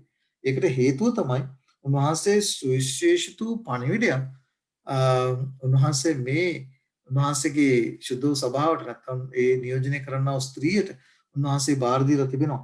විශේෂයෙන් උන්වහන්සේගේ චරිතය නිරූපණය කරන්නට මැවීම පිළිබඳව ඔබ දන්නවා මොනතරම් ව්‍යාජ මතිපතාන්තර එනවාද කියලා. දැන් ඒ පිළිබඳව මම ඉදිරියේදී දේශනයක් හදන්න බලාපොරොත්තු වෙනවා. ඒ සහෝදරයා විසින් ඉල්ලපු නිසා. එතකොට උන්වහන්සේගේ ව්‍යවස්ථාවට පහර දීලා තිනවා, මැවීමට පහර දීලා තිබෙනවා. උන්වහන්සේගේ සුද්ධ සබත් දවසට පහර දීලා තිබෙනවා. එතකොට මලුන්ගේ தත්ත්වය පිළිබඳව මනුෂ්‍යය තුළ විවුලක් ඇති කරලා තිබෙනවා. ගැලවීමේ මාර්ගය මනුෂ්‍යයන්ගෙන් ඈත් කරලා තිබෙනවා. උන්වහන්සේ දැන් කරන්නා වූ සේවය මනුෂ්‍යයන්ගෙන් ඈත් කරලා තියෙනවා. මේ ආකාරය ආදී වශයෙන් මනුෂ්‍ය ක්‍රිස්තියානි ලෝකයේම මුළු ලෝකයේම මනුෂ්‍යයන්ව මුලා කරලා පුදුමාකාර විදිහට දෙවියන් වහන්සේගේ මනුෂ්‍යයන්ව ඈත් කරලා තිබෙනවා. ඒ නිසා ඒ කාරණය දැන් අපි පැහැදිලිව දැනගත්තා. ඒ නිසා තමයි සාතන් මේ ස්ත්‍රිය විතරයි මේ උන්වහන්සේගේ සුද්ධ වූ ස්වභාව නැත්නම් මේ සූර්යයා පැලඳගෙන චන්ද්‍රයා මත හිටගෙන එතකොට තාරකා 12ක් ඇතුළු ඉන්නා වූ මේ ස්ත්‍රිය පමණයි අර සුද්ධ වූ සත්‍යතාවය තුළ ජීවත් වෙන නිසා තමයි මේ සාතන් පහර දෙන්නේ මේ ස්ත්‍රියට. ඒක අපි තේරුම් ගන්නට ඕනේ. එතකොට මේ කාරණේ අපිට පැහැදිලිවම සදාහන් වෙනවා. ඒ නිසා උන්වහන්සේ මේ ස්ත්‍රියට පණිවිඩ තුනක් දීලා තිබුණා. පළවෙනි පණිවිඩය මොකද්ද? අපිට මේ පණිවිඩය හම්බ වෙනවා එල්තරව 13 වෙනි පරිච්ඡේදයේ ඔබ කියුවොත් 6 වෙනි පදයේ සිට ඒ පණිවිඩ තුනම වෙනවා. පළවෙනි කාරණේ තමයි විනිශ්චය ආරම්භ වෙලා තිබෙනවා. කොහොමද? අහසත් පොළොවත් මොහොතත් මැව් තැනන් වහන්සේට නමස්කාර කරන්න. උන්වහන්සේ අහසත් පොළොවත් මොහොතත් මැව් තැනන් වහන්සේට නමස්කාර කරන්න තියෙන්නේ සතියේ පළවෙනිද නෙමෙයි උන්වහන්සේ දී තිබෙන්නේ. අහසත් පොළොවත් මොහොතත් මැව් තැනන් වහන්සේට නමස්කාර කරන්න. සතියේ 7 වෙනිදා. එනම් සෙනසුරාදා දවසේ උන්වහන්සේට නමස්කාර කරන්න. උන්වහන්සේ බුදුන් මගින් බලාපොරොත්තු වෙන නිසා ඒක තමයි පළවෙනි පණිවිඩය. දෙවෙනි පණිවිඩය කොහොමද? බබිලෝනිය. එනම් ඔබ දන්නවා මේ ඔබ තව ඉස්සරහට යනකොට එල්තරව මම හිතන්නේ 16 වෙනි පරිච්ඡේදය 17 වෙනි තුන. ඒ පරිච්ඡේදය 17ට යනකොට තවත් ස්ත්‍රියක් වෛශ්‍ය ස්ත්‍රියක් හම් වෙනවා. දැන් ඔබට පේනවා කොයි ආකාරයෙන්ද සාතන් ඒ ක්‍රියාත්මක වෙලා තිබෙන කියන කාරණේ. එතකොට මේ කාරණේදී නැත්තම් උන්වහන්සේගේ මේ සුද්ධ වූ සභාවට නැත්තම් උන්වහන්සේගේ සුද්ධ වූ මේ ස්ත්‍රියගේ නියෝජනය කරන්නා වූ මේ සුද්ධ වූ සභාවට අයිති නොවන අය සිටින්නේ කොහෙද? බබිලෝනියේ. ඒ නිසා මේ උන්වහන්සේගේ සභාවට දී තිබෙන දෙවෙනි පණිවිඩය තමයි ඒ අනිත් සියලු සභාවන් වැටිලා අනිත් සියලු ක්‍රිස්තියානි නිකායන් වැටිලා ඒ අයට ආරාධනා කරනවා එන්න පිටතට. උන්වහන්සේගේ සුද්ධ වූ රැළට එකතු වෙන්නට කියන කාරණේ. ඒ නිසා ඔබ අද තීරණය කරන්නට ඔබ ඉන්නේ බබිලෝනියද? එහෙම නැත්නම් උන්වහන්සේගේ ඒ සුද්ධ සභාවට නැත්නම් ඒ ස්ත්‍රියගෙන් පෙන්වු කරන්නා වූ ඒ සුද්ධ සභාවෙද ඉන්නේ කියන කාරණය ඔබ පැහැදිලිව තීරණය කළ කාරණේ. ඒ නිසා පැහැදිලිව මුර්ගයා සහෝගේ රූපය ගැන අපි ඉදිරියේදී කතා කරන්නට යනවා 13 වෙනි පරිච්ඡේදයේ තහ ඒ ඉදිරි පරිච්ඡේදවල මේක තමයි මහා අරගලය නමස්කාරය පිළිබඳව මහා අරගලය. දැන් මේ මහා අරගලය පැහැදිලිවම අපිට සුද්ධ ලේවිල්ලේ අපි ඒ කාරණේ පිළිබඳව කතා කරන නිසා අපි මතක තියාගන්න ඕන දෙවියන් වහන්සේගේ අවසාන කාලයේ මේ සුද්ධ වූ සභාවේ මේ ස්ත්‍රීගෙන් පෙන්වු කරන සභාවේ ප්‍රධාන කාරණා දෙකක් අපිට හම්බ වෙනවා. එල්තරව පොතේ 12 වෙනි පරිච්ඡේදය කියවන යනකොට අපි 12 පළවෙනි පදයේ සිට 6 වෙනි පදයේ දක්වා කිව්වා. ඊළඟට 7 වෙනි පදයේ සිට ඔබට කියවොත් එතන අපිට හම්බෙන්නේ මොකද්ද? ස්වර්ගයේ සිදුවන යුද්ධය. 12 වෙනි පදයේ අපිට කතා කරනවා ඒ 7 වෙනි පරිච්ඡේදයේ ඉඳලා 11 වෙනි පදයේ දක්වා කතා කරන්නේ ඇති වුණා වූ යුද්ධය. ඊළඟට 12 වෙනි පදයේ කතා කරන බැවින් ස්වර්ගයේ එහි වසන්නේ ප්‍රීති වෙල්ලා ගොඩටත් මොහොතටත් දුක් වේ මග්නසද යක්ෂයා තමාට ඇත්තේ ස්වල්ප කාලයක් බව දන්නායි මහත් උදහසින් යුක්තව නුඹලා වෙතට බැස ගියේයි ස්වර්ගයෙන් කියන මහත් අනක් මට. ඒ නිසා සාතන් දැන් හොඳටම උදහස් වෙලා ඉන්නේ. ඌ පුළුවන් තරම් මානුෂ්‍යංග පාවිච්චි කරන එක එක ආකාරයෙන් උන්වහන්සේගේ සෙනගව මුලා කරන්නට කිතුනන්න මුලා කරන්නට ඔහු පුදුමාකාරයෙන් මනුෂ්‍යංග පාවිච්චි කරමින් උන්වහන්සේගෙන් මනුෂ්‍යංග ඈත් කරන්න උත්සාහ කරන විවිධාකාර ඉගැන්වීම් ගෙනලා මනුෂ්‍යංගේ මනස විවුල් කරන්න උත්සාහ කරන නිසා මේ කාරණේ අපි තේරුම් ගන්න. නමුත් උන්වහන්සේගේ සභාවේ මහත් ස්ත්‍රිය තුල හම්බෙන්නා ප්‍රධාන කාරණා දෙකක් අපිට හම්බෙනවා. මම 13 වෙනි පදේ නම් කියවන්න කැමතියි. 12 වෙනි පරිච්ඡේදයේ තමා පොළොවට හිමි ලැබුව මහා සර්පයා දුටු කල එතම පිරිමි දරුවාට වදු ස්ත්‍රියට පීඩා කරා. සර්පයා ඉදිරියෙන් වනයේ යගේ ස්ථානට ඉගිලී යන පිණිස මහත් රාජ්‍යලගේ පියාපත් දෙකක් ඇඩ දෙන ලද්දේ එහි කාලයටත් කාලවලටත් කාලභාගයටත් කාලයයි කියන්නේ දවස් 360යි අපි ඒ ගණනය කරන ආකාරය අනුව කාලවල කියන්නේ 360 ඒවා දෙකක්. එතකොට 720යි කාලභාගයක් කියන්නේ 360 භාගය 180යි. එතකොට මේක එකතු කරපුවම ඔබ දන්නවා හරියටම නැවත වාරයක් 1260 හරි ලස්සට ගණනය කරලා ගත්තාම එනවා. එතකොට මේ කාල පරිච්ඡේදය මොකද උනේ? පෝෂණය කරනු ලබන්නේ සර්පයාද ඒ ස්ත්‍රියට සැඩපාරෙන් ගහගෙන යන්න සලසන පිණිස ආපස්සෙන් ගංගාවක් ලෙස වතුර උගේ කටින් නික්මවා ඇරියේ. නමුත් පොළොව ස්ත්‍රියට පිහිටව කටහැර මහා සර්පයා තමුන්ගේ කටින් නික්මූ ගංගාව ගිල්ලාය. පොළොව ස්ත්‍රියට පිහිට වුණා. නැත්තම් මේ ජන ශූන්‍ය ප්‍රදේශයේ දෙවියන් වහන්සේගේ සෙනඟට පිහිට වුණා. ඔවුන්ව ආරක්ෂා කළා. දැන් ඊළඟට එන තම කාරණේ තමයි මේ ස්ත්‍රියට නැත්තම් මේ ස්ත්‍රියගේ පෙන්වු කරන්නා වූ සභාවට අදාළ කාරණා දෙක. එතන පැහැදිලිව කියනවා මහා සර්පයා ස්ත්‍රී කෙරෙහි උදාස් වී දෙවියන් වහන්සේගේ ආඥා පවත්වන්නා වූ යම් සභාවක් වේද 100%ක්ම දෙවියන් වහන්සේගේ ආඥා පවත්වන උන්වහන්සේගේ සුද්ධ වූ දසපනතර කීකරුව ජීවත් වෙන ඊළඟ කාරණේම දෙවෙනි කාරණේ යේසුස් ක්‍රිස්තුස් වහන්සේගේ සාක්ෂිය දරන්නා වූ ඇගේ වංශයේ ඒ ස්වභාවයේ ඉදිරියට විරුද්ධව යුද්ධ කරන්නේ. ඇයි සාතන් යුද්ධ කරන්නේ? ඔහු දන්නවා ඔහුගේ පාර්ශවයේ නොවන බව. ඒ නිසා තමයි සාතන් මේ මහත් යුද්ධය ආරම්භ කරලා තිබෙන්නේ. කාට විරුද්ධවද? අර ඇගේ වංශයේ ඉත්‍ත්‍රයට විරුද්ධව. ඒ ඉත්‍ත්‍රයයි දරනා ප්‍රධාන කාරණා දෙකක් තමයි දසාඥා පරතර කීකරු වීම සහ යේසුස් වහන්සේගේ සාක්ෂිය මොකක්ද කියලා එල්දරා පොතේ 19 වෙනි පරිච්ඡේදයේ අපිට 10 වෙනි පදයේ අන්තිම කොටස කියනවා මග්නිසාද දෙවියන් වහන්සේ යේසුස් වහන්සේගේ සාක්ෂිය නම් අනාගත වාක්‍යයේ ආත්මය. මොකද මේ අනාගත වාක්‍යයේ ලියා තිබෙනා වූ කාරණා තේරුම් කරන දෙනකොට සාතන් මිනිස්සු තේරුම් ගන්න වුන් ඉන්නා වූ ස්ථානයේ සහ සිටී යුතු ස්ථානයේ ඒ නිසා තමයි සාතන් මේ සභාවට මේ ස්ත්‍රියට පාර දෙන්නේ. ලෝකයේ තිබෙන එකම එක සභාවයි මේ කාරණා දෙක අපිට හම්බෙන්නේ. ඒ කාරණා ඒ හම්බෙන සභාව පිළිබඳව ඔබ ඉදිරියේ මම තවන්ට තව පොඩ්ඩෙන් තවන්ට සූදානම් වෙන නිසා පැහැදිලිව තේරුම් කරනවා දෙවියන් වහන්සේ අවසාන කාලයේදී උන්වහන්සේ සභාවට දී තිබෙනා මේ සුද්ධ වූ ප්‍රධාන කාරණා දෙක දැන් ඔබ ඉන්නා වූ ස්ථානය තුල මේ කාරණා දෙක සම්බෙනවද කියලා ඔබ සොයලා බලන්න ඕන. මොකද උන්වහන්සේ පැහැදිලිව කියනවා ඔබ මට ප්‍රේම කරනවා නම් මාගේ ආඥා ආරක්ෂා කරන්න ඕය කියලා. යෝහන් පොතේ 14 වෙනි පරිච්ඡේදයේ 15 වෙනි පදේ යෝහන් පොතේ පැහැදිලිව කියනවා මට ප්‍රේම කරන්නේ කියා මගේ ආඥාවන් නොපවත්වන තැනත්තේ බොරුකාරයෙක්ය. සබාව දොහු තුල නැත කියලා. ඒ නිසා පැහැදිලිව ඔබ ඉන්නා වූ සභාව තුල අනිවාර්යයෙන්ම සොයා බලන්න ඕන උන්වහන්සේගේ සුද්ධ වූ දස ආඥා පනතර කීකරු වෙනවද? උන්වහන්සේගේ යේසුස් ක්‍රිස්තුස් වහන්සේගේ සාක්ෂිය නැත්නම් එල්දරා පොත දානියෙල් පොත ලියා තිබෙනා වූ යනාවකි උගන්වනවාද? ඒවා සුද්ධ ලියවිලට එකඟව උගන්වනවාද කියන කාරණේ. එහෙම නොවේ නම් එතන ඒක උන්වහන්සේගේ රළ නොවේ. ඒක මතක තියාගන්න ඕන.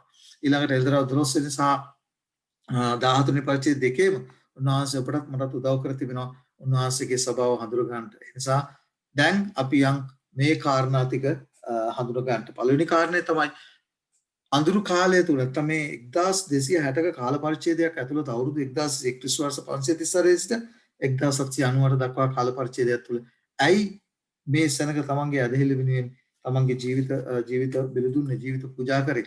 ඒ උන්වහන්සේගේ සුදු සත්‍යතාවයට දා ගෝලයා 12 දෙනාගේ පිටව සභාවට ඒ ඉගැන්වීම් තුල ජීවත් වුණ නිසා මතක තියාගන්න අදටත් ඉන්නවා උන්වහන්සේගේ සභාව අදටත් තිබෙනවා ඒ අපොස්තුලවරු දුන්නා වූ ඉගෙන ගත්තා වූ ඒ සුදු සත්‍යතාවය ඒ ආකාරයෙන්ම උගන්වන ඒ තුල ජීවත් වෙන අන්න එතන තමයි උන්වහන්සේගේ සුදු සභාව නැත්නම් දසාඥා පන්ති විශේෂයෙන් සබත් දවස් ඇතුළු අනිකුත් සීල පාරත් වලට කීකරුව ජීවත් වෙන උන්වහන්සේට වෙන්වුණු කොටසක් තිබෙනවා. ඒ විතරක් නෙමෙයි. සුද්ධ අනාගත වාක්‍ය දානියෙල් සහ එල්දරා පොතේ ලියා තිබෙන අනාවකි සුද්ධ ලියවිල්ලට අනුව. සුද්ධ ලියවිල්ලට අනුව සුද්ධ ලියවිල්ල තුලින්ම උගන්වන ජන කොටසක් නැත්තම් උන්වහන්සේට වෙන් කරගත්තා වූ සුද්ධාත්ම මඟ පෙන්වීම ඇතුව කියා දෙන්නා වූ සභාවක් ඉන්නවා. ඒ නිසා මේ සභාව විශේෂයෙන් එල්දරා 14 වෙනි පරිච්ඡේදයේ පැහැදිලි කර දෙන්නා වූ ඒ පණිවිඩ තුන විශ්ය ආරම්භ වෙලා තිබෙනවා. උන්වහන්සේගේ අහසත් පොළොවත් මොහොතත් නැවතරන් වහන්සේට නමස්කාර කරන්නට. ඒ විතරක් නෙමෙයි උන්වහන්සේගේ බබිලෝනිය වැටලා තිබෙනවා. ඒ නිසා අගින් ඉවත් එන්ටේ කියන පණිවිඩ තුන දේශනා කරන එකම එක සභාවයි තියෙන්නේ ලෝකේ. ඒ තමයි ලෝක ව්‍යාප්ත මිෂනාරි සභාව වෙන හේතුව ගැලවීමේ පණිවිඩය. උන්වහන්සේ ඉදිරියේ මේක ලෝක ව්‍යාප්ත සභාවක්. මේ කාරණා හත ඔබ ඉදිරියේ තබන්නේ. පළවෙනි කාරණය මොකද්ද? පළවෙනි කාරණේ අඳුරු යුගය තුල ගෝලයේ 12 දෙනා පිහිටෙව්වා වූ නැත්නම් ඉගැන්වුවා වූ ඒ උන්වහන්සේ ගෙනවා වූ දුන්නා වූ ඉගැන්වීම් තුල ජීවත් වීම. දෙවෙනි කාරණේ අපොස්තලවරුන් උගන්වුවා වූ ඉගෙන ගත්තා වූ ජීවත් වුණා වූ යේසුස් වහන්සේ එදා ගෙන්වා වූ ඒ කාරණා තවමත් ඒ ආකාරයෙන්ම ඒ තුල ජීවත් වීම ඒක ඉගැන්වීම සබත් දවස ඇතුළු දසාඥා පනතුරු කීකරු වීම. හතරවෙනි කාරණේ තමයි අනාගත වාක්‍යයේ එල්දරව් කරන්න සුද්ධ ලේවිල තුලින්ම සුද්ධාත්ම මඟ පෙන්වීම ඇතුළු සුද්ධ ලේවිලේ බයිබල් පාඩ අරගෙන ඒ කරුණු කාරණා ඉගැන්වීමට හැකියාවක් තිබීම.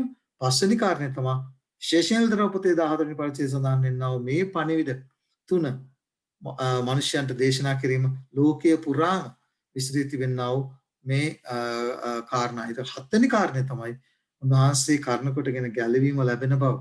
උන්වහන්සේගේ ඒ සිද්ධ උලේ කරන කොටගෙන විතරක් නෙමෙයි උන්වහන්සේ දැන් කරනවා සේවය කරන කොටක මනුෂ්‍යයාට ගැලවෙන ලැබෙන බව. උන්වහන්සේ මේ කාරණා හත තුලින් උන්වහන්සේ ඔබට කතා කරනවා දැන් ගිහිල්ලා සොයන්න ඔබ මගේ ස්වභාව කොමක්ද කියන කාරණය. මේ කාරණා සොයන්න කියලා ඔබට අද දවසේදී ආරාධනා කරනවා. ඔබ ඉදිරියේ කාරණා 7ක් දීලා තිබෙනවා. මේ කාරණා 7 සම්පූර්ණ වෙන්නේ කොතනද? මොන ස්වභාව තුලද? ඔබ එතන සිටියේ යුතුයි. මොකද ඒ ශාංශය පැහැදිලිව කියනවා කොහොමද? සොයන්න ඔබට සම්භව වෙයි කියලා. ඒ නිසා මේ කාරණු 7ම සම්බන්ධ වෙන ස්වභාව මේ ලෝකයේ තිබෙන එකම එක ස්වභාව වෙන ස්වභාව නෙවෙයි අපි දන්නවා. උන්වහන්සේ විසින් පිහිනුවරලද්දා උන්වහන්සේගේ ශුද්ධ වූ ස්වභාව, Seventh Adventist ස්වභාව ලෝකයේ පුරාම රටවල් 200කට වැඩි ප්‍රමාණයක් මිලියන 18කට වැඩි සංඛ්‍යාවක් අද දවසේදී උන්වහන්සේට නමස්කාර කරනවා දිනපතාම 3000ක අධික ප්‍රමාණයක් දිනපතාම ලෝකයේ පුරාම යේසුස් වහන්සේ තමන්ගේ පෞද්ගලික ගැලුම්කාරයාට පිළි අරගෙන ඒ අය උන්වහන්සේගේ පවුලේ අය බවට පත් වෙනවා. මොකද ඇත්තටම පවුලේ කෙනෙක් වෙන්න ඕනද? උන්වහන්සේගේ පවුලේ මෙත්තන මේ ස්ත්‍රිය පෙන්වු කරන උන්වහන්සේගේ ස්වභාව කෙනෙක් හේතුවද? ඔව් අනිවාර්යයෙන්ම ක්‍රියාපතේ දෙවෙනි පරිච්ඡේදයේ පැහැදිලිව 47 වෙනි පදේ කියනවා උන්වහන්සේව අදහන අය දිනපතා උන්වහන්සේගේ ස්වභාවයට එකතු වුණායි කියලා. ඒ නිසා උන්වහන්සේ කියන එක ශරීරයක්ද? උන්වහන්සේ ශරීරයේ හිස නැත්නම් ශරීරයෙන් පෙන්වු කරන්නේ ස්වභාවය. ඒ නිසා ඔබ මමත් බෞද්ධිස්මෙන් උන්වහන්සේගේ ශුද්ධ ස්වභාවයේ කොටස්කාරයන් වීමයි උන්වහන්සේ වෙනුම් මගනුම් බලාපොරොත්තු වෙන නිසා ඔබ සැබෑ වූ ස්ථානය හඳුනාගත්තට පස්සේ අනිවාර්යයෙන්ම ඔබ ඒ ස්ථානට පැමිණිය යුතුමයි. උන්වහන්සේ ඔබෙන් ඒ දේ බලාපොරොත්තු වෙනවා. මතක තියාගන්න. අමත වාරයක් කොට මතක් කරනවා. නොආයේ කාලේදී මොකද උනේ? සෙනඟ බේරුනේ ඇදහිල්ලෙන් යුක්තව. නැත්නම් නොවාසෝගේ පවුලේ අය බේරුනේ ඇදහිල්ලෙන් යුක්තව. උන්වහන්සේ කියපු දේ විශ්වාස කර නිසා පමණයි. නැතුව තමන්ගේ විඥාණයෙන් තමන්ගේ ඥාණයෙන් තීරණ ගත්ත අය සියල්ලම විනාශ වුණා. ඒ නිසා ගැලවීම අල්ලා ගැනීම ඔබේ ජීවිතේට මගේ ජීවිතේට ඉතාම වැදගත්. ඒ නිසා මේ කාරණේ අපි තේරුම් අරගෙන දැන් දෙවියන් වහන්සේගේ ඉතිරි සභාවට අයත් වීමේ අවශ්‍යතාවය ඔබට දැනෙන්නට ඕනේ. මම විශ්වාස කරනවා ඔබට දැනෙන්නට ඇති කියලා. ඔබ පැහැදිලිව තේරුම් ගත්තා. එල්දරව් පොතේ 12 වෙනි පරිච්ඡේදයේ කතා කරනවා මේ මහත් වූ පණිවිඩය. ඒ නිසා මේ පණිවිඩය තේරුම් අරගෙන උන්වහන්සේ පැහැදිලිව ඔබ ඉදිරියේ එල්දරව් කර තිබෙනවා. උන්වහන්සේගේ ස්වභාව මොකක්ද කියන කාරණා 7ක් ඔබ දී තිබෙනවා. මේ කාරණා 7 පිළිබඳව හොඳට අධ්‍යයනය කරලා උන්වහන්සේගේ ස්වභාවයට ඇතුළු වෙලා සදාතන ජීවනයේ උරුම කර ගැනීමයි උන්වහන්සේ වෙන බලාපොරොත්තු වෙන්නේ. ඒ කරන්ට ඔබට මරත් උන්වහන්සේ කරුණාව ආශිර්වාද ප්‍රාර්ථනා කරනවා. ඔබ සමට ජේසුස් පීඨයි.